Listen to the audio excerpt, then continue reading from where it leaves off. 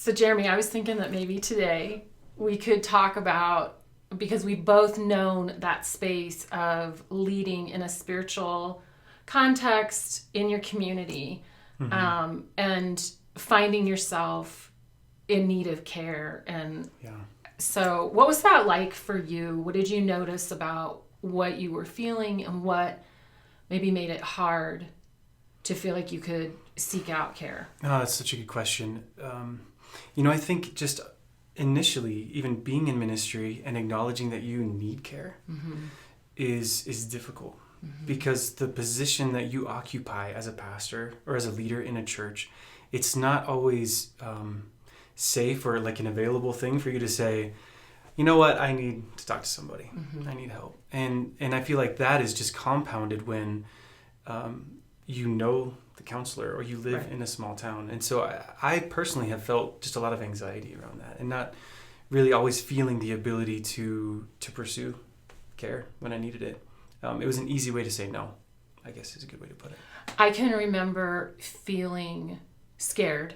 I can remember part of what had me in a place that I felt like I needed care was some experiences of disappointment, and tipping into feelings of betrayal from people in positions of leader, board, staff, it's also complex, right? If you're on staff at a church, or you're leading a nonprofit.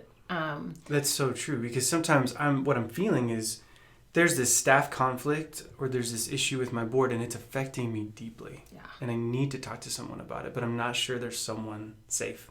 Well, in the sense that the circles are small and so interconnected. And so I just remember feeling like I had to confront my own fear that it wasn't going to be safe. I couldn't call a counselor that somebody in my church didn't know, or that I hadn't been given their name, because the really great counselors were being seen by lots of people that I was in a relationship with. So let's talk a little bit about why you and I love this work that we're getting to do now.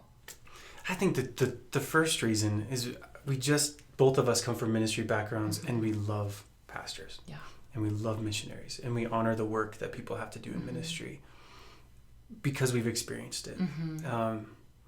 And so because of that, I think our heart is just to provide a safe space where there's strength, and there's vulnerability, and there's tenderness, that we can offer that without a pastor having to take that risk of being exposed or whatever they're feeling in their own town. When I think oftentimes, especially for church staff, missionaries, pastors, what they're needing isn't what would traditionally be thought of as therapy. What they're needing is somebody to hear their story, to validate their pain, to sit with them in the broken parts of their heart, and help them reconnect with a sense of God's love and a renewed sense of their calling, and then sort of that empowerment to go back out and do the work again. Oh, that's so good. And so in a virtual setting, there is those added layers of safety are there. Yeah, it's like, here's this person that is safe, that is not, I'm not going to run into them. They don't know someone I know. But at the same time, like you were saying, they can offer just, I can just think of so many times in my life, Tracy, where I wished that there was a safe person that would just walk with me.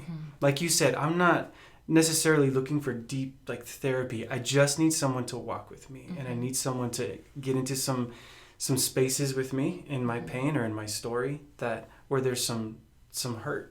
Right. And some need. And the safety, like I'm not going to walk into their office and see one of my other staff members, or I'm not going to walk into the office and find a board member. I'm not going to walk into the office and find somebody who I lead in a spiritual setting and have that awkward moment that can just be so shame-inducing and sort of shut you down. Right. It can shut down the entire experience. So the virtual space I've found, because I've actually had this kind of a relationship in a virtual space, and it's been so life-giving for me. And at first I wasn't sure what to think about it. because I wasn't sure if I would be able to really connect with the person on the other side of the screen. But after a session or two, I was all about it. You know, one of the other things that I think I love about it is that in this space, and particularly because what we do is a spiritual counseling, that's how we're coming alongside people, is that ultimately I think it enhances your opportunity to experience the presence of Jesus, because there's nothing else in your physical space, right? And so I think it helps keep your focus on the actual healer, right? And the person that you're seeing on the other end of the virtual space, they're just a guide. They're just somebody that's walking alongside you in an effort to help create a context where you can begin to engage with Jesus in the ways you need to. That is exactly right. Yeah. It's so good that we have the ability to offer that Yeah. to all kinds of people. Yep. It's good.